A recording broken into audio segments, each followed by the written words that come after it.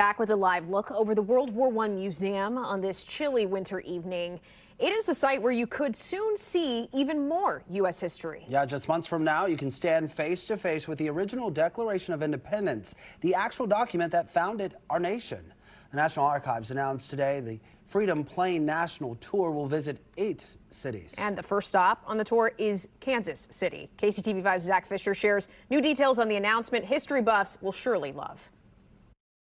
This once-in-a-lifetime experience will give you the opportunity to see documents that are usually locked up in the National Archives, from the initial engravings of the Declaration of Independence, the final vote tally of the Constitution, or the Treaty of Paris, which ended the Revolutionary War. All that and more are coming to the World War I Memorial Museum. Some of these documents might have in the past left DC, but never before have they all been together. This initiative is a remodel of the Bicentennial Freedom Train, which took American history around the country on railroads. But these original documents are coming in the skies. A beautiful Boeing 737 provided very generously by the Boeing Company.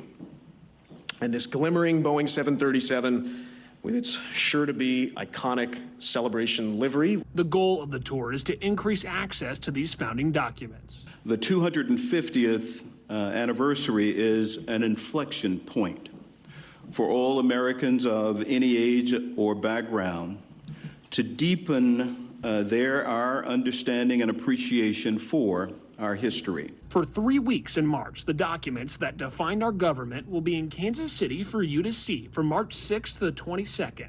Tickets are free, but the experience priceless. A chance to stand before the words that change the world and remember what brings us together as Americans. It's great for Kansas City, and it's really exciting for us all. Perhaps more importantly, it reminds us of values that we share together as Americans. At a time where perhaps we're feeling a bit of tension amongst ourselves, like we have at other important moments in U.S. history. There's going to be 7 stops after the initial stop here in Kansas City, and more information on how to get tickets for this free exhibit will be made available to the public coming up on February 6th. In Kansas City, Zach Fisher, KCTV5 News.